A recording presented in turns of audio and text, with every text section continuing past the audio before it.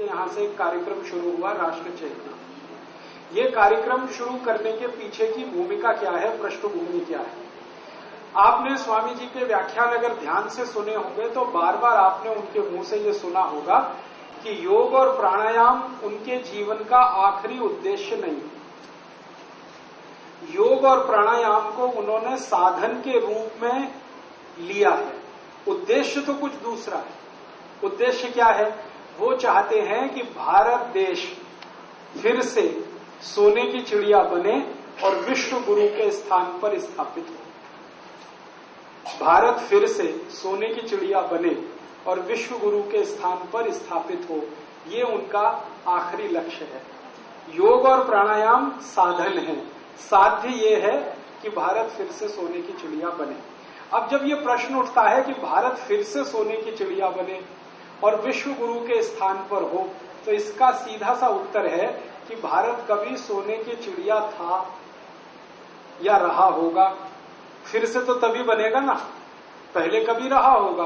स्वामी दयानंद जो आर्य समाज के स्थापक थे, जिन्होंने आर्य समाज की स्थापना की, जिनके भवन में हम बैठे हैं, स्वामी दयानंद जी ने एक वाक्य लिखा है, बहुत बहुत गहरी बात है, कि भारत वो पत्थर था जिसको छूने के बाद कोई भी पारस होता, ऐसा पत्थर सोने का। तो स्वामी जी ने ये लिखा है तो ऐसे ही नहीं लिखा, उसके पीछे कोई गहरी बात होगी, क्योंकि स्वामी दयानंद जी के बारे में तो ये बात बिल्कुल निर्विवाद कही जाती है कि वो कोई चीज असत्य नहीं लिखते, असत्य कभी बोला नहीं, असत्य कभी लिखा नहीं, और हमेशा जीवन में दूसरों को उपदेश दिया कि सत्य को ग्रहण करना और असत्य को छोड़ना, उसके लिए हमेशा तैयार हो। तो उन्होंने जब ये लिखा बहुत पहले सत्यार्थ प्रकाश में, और फिर उनके उपदेशों में ये सब बात आई है, तो कुछ तो इसके पीछे राज होगा। एक बार मैंने ये बात मेरे गुरु से पूछी। मेरे गुरु थे, उनका नाम था श्री धर्मपाल, वो बहुत बड़े इतिहासकार थे। उनका जन्म मुजफ्फरनगर जिले में हुआ और उनकी पढ़ाई लाहौर में हुई थी, और बाद में वो प्रोफेसर होके भारत के बाहर चले गए थे। लंदन में टेम्स यूनिवर्सिटी में करीब 40 साल उन्होंने पढ़ाया, और कई देशों में वो विजिटिंग प्रोफेसर थे। अंत में जब रिटायर वगैरह हो गए तो भारत वापस आ गए। मेरे वो गुरु थे। एक बार मैंने कहा कि स्वामी दयानंद जी ऐसा कहते हैं, तो उन्होंने कहा कहते हैं तो सही कहते हैं, इसमें गलत क्या कि भारत तो सोने की चिड़िया था। तो मैंने कहा सुना तो मैंने भी है, बचपन से सोने की चिड़िया था, लेकिन इसका सबूत क्या, प्रमाण क्या है इसका? तो कहने लगे तुम्हारे जैसे आदमी की यही गड़बड़ी है। मैंने कहा मेरे जैसे से मतलब? तो उन्होंने कहा जो आधुनिक शिक्षा लेकर निकले हुए लोग हैं ना, इनके जीवन में एक ही गड़बड़ी है कि वो अविश्वास पहले करते हैं, विश्वास बाद में करते हैं। और ये जो बिना पढ़ा लिखा आदमी होता है ना, उसकी ये खुशकिस्मती है और खूबी है कि वो सबसे पहले विश्वास करता है, अविश्वास कभी नहीं करता। इसका मतलब इस पढ़ाई लिखाई ने हमको खराब कर दिया, अविश्वासी बनाया।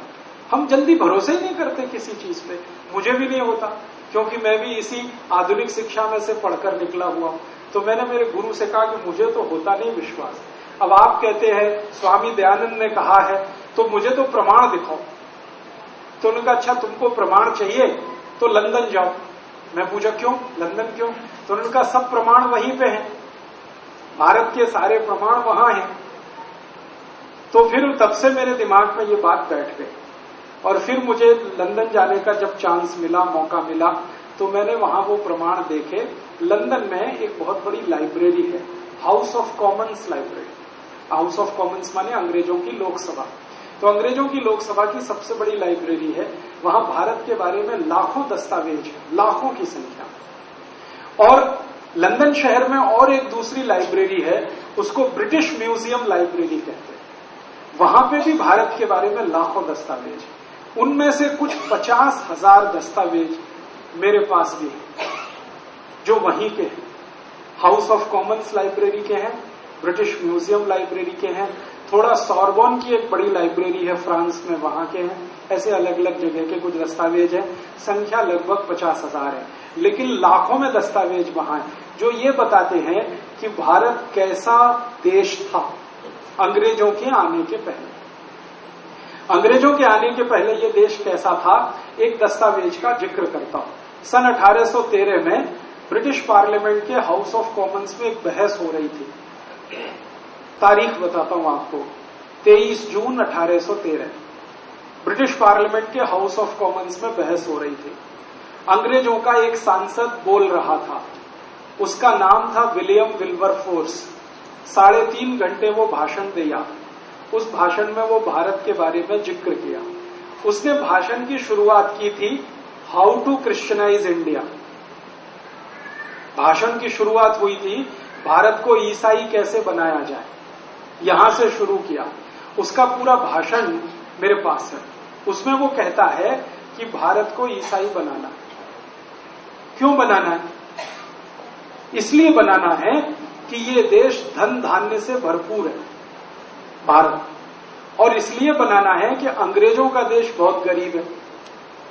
तो अंग्रेजों तो जो हो सो हो, हम अमीर हो जाएंगे। और वो ये बात अपने देश के बारे में कह रहा है क्योंकि आज से 250 साल पहले इंग्लैंड में बहुत भूखमरी थी। इतने लोग भूख से मरते थे कि सन 1400 से 1500 के बीच में 3.5 करोड़ अंग्रेज लोग भूख से मर गए। अंग्रेजों की आज जनसंख्या 7 करोड़ है और आधी जनसंख्या मर गई थी गरीबी के कारण। इतनी भूखमरी होती थी। तो विल्बरफोर्स कह रहा हम बहुत गरीब हैं, हमारे देश को गरीबी मिटानी है, और भारत के पास इतना अथाह पैसा है कि 1000 साल भी हम लूटें तो खत्म नहीं होने वाला। तो भारत को 1000 साल तक लूटते रहना है। ये तभी संभव हो जब हमारा शासन भारत में चले, और हमारा शासन भारत में हमेशा चलता रहे। ये तब संभव हो जब भारत के लोग ईसाई हो जाए। जो राजा का धर्म है वही प्रजा का हो जाए, तो प्रजा और राजा में टक्कर नहीं होगी, टकराव नहीं होगा। जैसे हम होंगे वैसी प्रजा हो जाएगी। तो इसलिए भारत को ईसाई बनाना। ईसाई बनाने के लिए हमें भारत से पैसा लाना, 1000 साल तक लूटना। तो इंग्लैंड का प्राइम मिनिस्टर उस समय था ग्लैडस्टन।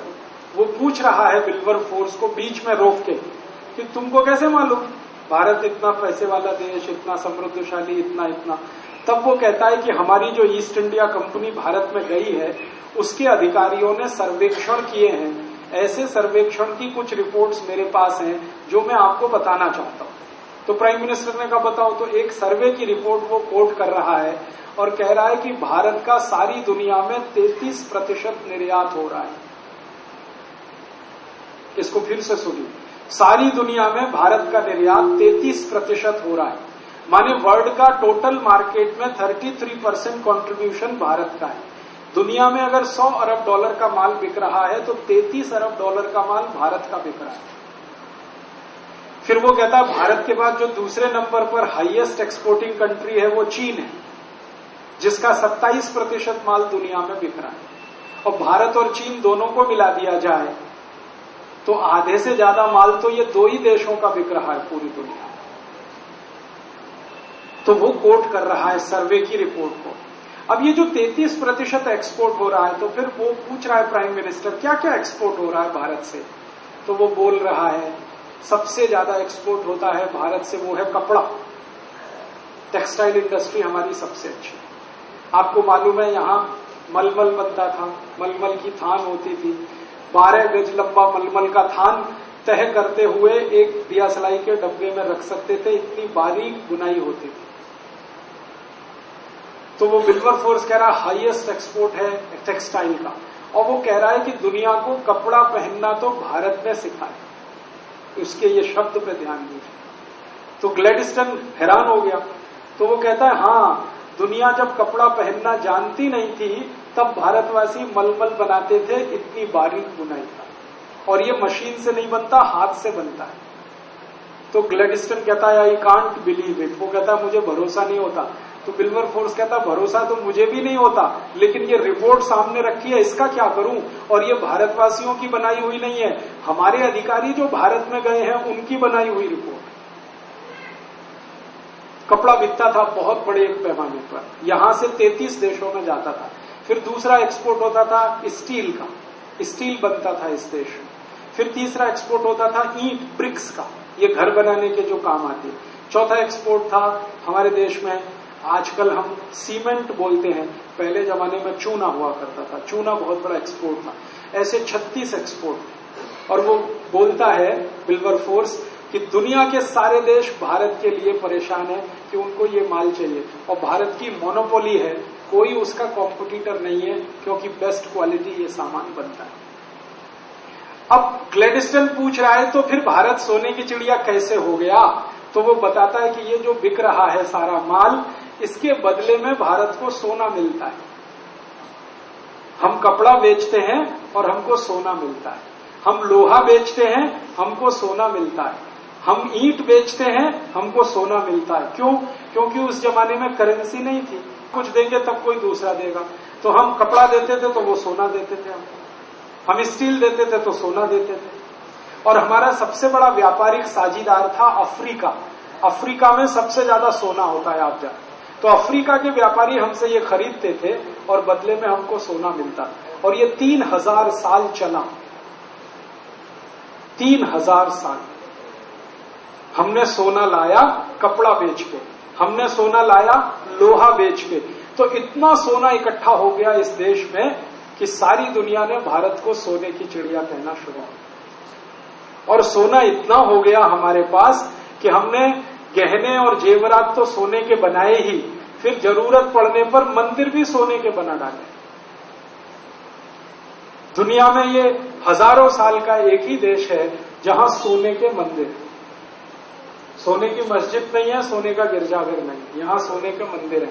और आप कहेंगे एक मंदिर है अमृतसर का स्वर्ण मंदिर। मैंने अंग्रेजों के दस्तावेज ढूंढ ढूंढ कर निकाले तो भारत देश में अंग्रेजों के आने के पहले तक 11,000 से ज्यादा सोने के मंदिर। एक एक मंदिर के पास 300 से 400 मीट्रिक टन सोना, एक एक मंदिर के पास। मंदिरों में सोना कहां से आया? समाज ने दान में दिया। समाज के पास कहां से आया? तो व्यापार करके लाया। हमने लूटा नहीं किसी को। भारत का एक भी व्यापारी कभी किसी को लूटने नहीं गया। भारत का कोई राजा कभी दूसरे देश पर हमला करने नहीं गया। यहां बड़े बड़े चक्रवर्ती सम्राट हुए जिनका सारी दुनिया सम्मान करती थी। चंद्रगुप्त विक्रमादित्य को आप जानते हैं, हर्षवर्धन को आप जानते हैं, अशोक को आप जानते हैं। सारी दुनिया इनके चरणों में पड़ी रहती थी, लेकिन ये कभी दूसरे देश को लूटने नहीं गए। गए तो धर्म प्रचार करने गए। हमने लूटा किसी को नहीं। फिर सोना कहां से आया? व्यापार करके कमाया हमने, और व्यापार में हम सबसे ऊपर थे, इसलिए इतना सोना है। तो वो सोना चांदी इतना जमा हो गया था इस देश में, इसलिए सारी दुनिया में सोने की चिड़िया नाम से भारत प्रसिद्ध हो, क्योंकि व्यापार बहुत ऊंचा था इस देश में। ये दस्तावेज पढ़ने के बाद मुझे पहली बार पता चला कि भारत उद्योग प्रधान देश था, सिर्फ कृषि प्रधान नहीं था। हमको ये बताया गया ना, भारत कृषि प्रधान देश। कृषि तो सेकेंडरी है, उद्योग तो प्राइमरी थे। और ये सब इतना सारा 3000 साल हम सोना कमाते रहे, फिर मंदिर बनाते रहे, सोना दान करते रहे। सोने का उपयोग इस देश में सबसे ज्यादा है, आज भी सबसे ज्यादा। हम गरीबी में हैं, फिर भी दुनिया का सबसे ज्यादा सोना इसी देश में। भले वो घरों में है, ये अलग बात है, लेकिन है अभी भी इस देश में। तो इसलिए ये देश पैसे वाला समृद्धशाली बना। और यही कारण था जो अंग्रेज यहां आए, फ्रांसीसी आए, डच लोग आए, पुर्तगाली लोग आए। आप जरा सोचो, अगर हम गरीब होते और भुखमरी के शिकार होते तो अंग्रेज यहां 200 साल झक मारते। 200 साल, 2-4 साल में लौट जाते। अगर हम गरीब होते, भुखमरी के शिकार होते, तो फ्रांसीसी क्यों आते?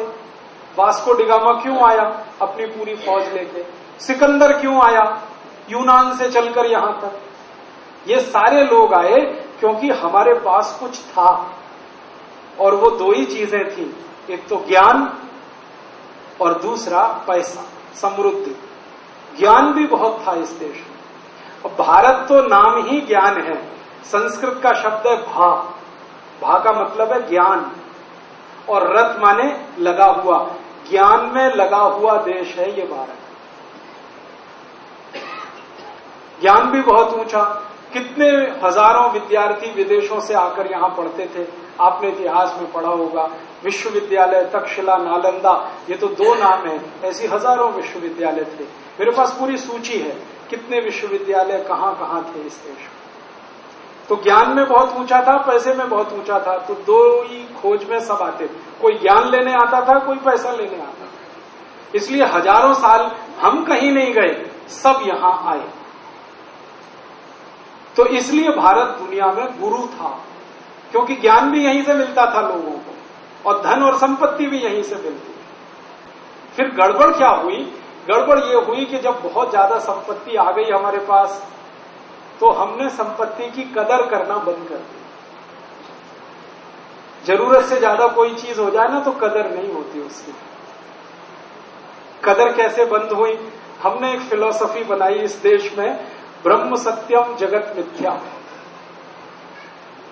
आर्य समाजी कहेंगे ये पौराणिकों की बनाई हुई है। सच में हम लोगों ने यही गड़बड़ कर दी इस देश में। ब्रह्म सत्यम जगत मिथ्या, क्या उल्टी बात कर रहे हैं। अगर जगत मिथ्या है तो सब मिथ्या है। फिर तो जगत मिथ्या नहीं होता, ब्रह्म भी सत्य है, जगत भी सत्य है। लेकिन कुछ हजार साल हमारा दिमाग ऐसा घूम गया, और ये दिमाग पता है किसने घुमाया? बौद्ध धर्म के लोगों ने हमारा दिमाग घुमाया। आप जानते हैं बौद्ध धर्म इसी देश में आया। तो बौद्ध धर्म वालों ने ये फिलॉसफी इतनी तेज फैलाई, ब्रह्म सत्यम जगत मिथ्या। तो ये सोना है, चांदी है, ये जगत है, ये मिथ्या है, बेकार है, इसको छोड़ो, जाने दो, माया है, मत फंसो। तो मत फंसो, मत फंसो, मत फंसो। तो माया से हमको दूर हटाते गए, तो जगत से भी दूर हटते गए। फिर परिणाम क्या हुआ कि जब विदेशी आए लूट मार करने के लिए, तो हमने कहा अरे क्या है, माया है, लूट रहे हैं, लूटते दो। तो जो विदेशी आया वो लूट के ले गया, हम तालियां बजाते रहे। सोमनाथ का मंदिर लूटने के लिए महमूद गजनवी आया, 17 बार उसने मंदिर लूटा, और मंदिर के पुजारी खामोश लूट को देखते रहे। 250 पुजारी थे और 117 महमूद गजनवी के सैनिक थे। 250 पुजारी थे, 250। एक एक पुजारी एक एक लाठी लेकर अगर महमूद गजनवी की सेना पे पिल जाता तो महमूद गजनवी पहले साल में ही मर जाता। लेकिन वो पुजारी बोलते रहे ब्रह्म सत्यम जगत मिथ्या, ब्रह्म सत्यम जगत मिथ्या। मंदिर है, जगत का हिस्सा है, लुट रहा है, लुटने दो, फिर आ जाएगी, ये तो संपत्ति है, माया है। आजकल और भी बहुत लोग ऐसा बोलते हैं ना, माया में मत फंसो, ये संपत्ति में मत फंसो। मैंने बहुत सारे साधु बाबाओं को पूछा, भाई माया में हम न फंसे ये तो ठीक है, आप क्यों फंसे हुए हो? एक साधु बाबा है, मैं नाम नहीं लेता, वो रोज यही भाषण देते, माया में मत फंसो, और कहते मेरे को दे दो, तुम मत फंसो, मुझे दे दो, मैं संभालूंगा तुम्हारी माया। तो जैसे आजकल के कुछ पाखंडी लोग हैं ना इस देश में, जो आपको उल्लू बनाते रहते, ऐसे ही कुछ पाखंडी 1000 साल पहले हो गए इस देश में। उन्होंने खूब उल्लू बनाया लोगों को, माया में नहीं फंसो। तो विदेशी आए, माया को लूटते रहे, और वो लूटते रहे, हम लुटवाते रहे, वो लूटते रहे, हम लुटवाते रहे। एक दिन सब खाली हो गया। महमूद गजनवी ने लूटा, तैमूर लंग ने लूटा, नादिर शाह ने लूटा, अहमद शाह अब्दाली ने लूटा, फिर उसके बाद बाबर आ गया, फिर उसके खानदानियों ने लूटा, फिर वो खानदान खत्म हो गया, तो फिर उसके बाद पुर्तगाली आ गए, उन्होंने लूटा, पुर्तगाली चले गए तो फ्रांसीसी आ गए, उन्होंने लूटा, फ्रांसीसी गए तो फिर अंग्रेज आ गए, और उन्होंने तो 250 साल खूब जम के लूटा। उस लूट का परिणाम ये हुआ कि सोने की चिड़िया नाम का भारत अब मिट्टी की चिड़िया भी नहीं रह गया। अब स्थिति इस देश की ये है, 250 साल पहले जो दुनिया का सबसे ज्यादा पैसे वाला देश था, अब दुनिया के सबसे गरीब देशों में हमारी गिनती होती है। 113 करोड़ की हमारी आबादी है, जिसमें 84 करोड़ लोग इतने गरीब हैं जिनकी एक दिन की कमाई 20 रुपए से कम है। ऐसा देश हो गया। इस लूट ने हमको कहीं का नहीं छोड़ा। ये लूट कैसे हुई? कई तरीकों से हुई ये लूट। एक तो ये था कि ये विदेशी आते थे और जो धन संपत्ति हमारे मंदिरों में था उसको लेके जाते थे, ये एक तरीका था। दूसरा ये तरीका था कि विदेशी आते थे और हमको उल्लू बना के अपना माल बेचते थे और हमारा पैसा मुनाफे के रूप में लेके जाते थे। जिन चीजों की हमें जरूरत नहीं वो हम उनसे लेते थे। आप सोचो, दुनिया में ऐसा कोई समाज है जो अपनी जरूरत के बिना का सामान खरीदे? हमने खरीदा, आज भी खरीद रहे हैं। हमारी अकल ही खत्म हो गई है कि ये हमें चाहिए कि नहीं चाहिए।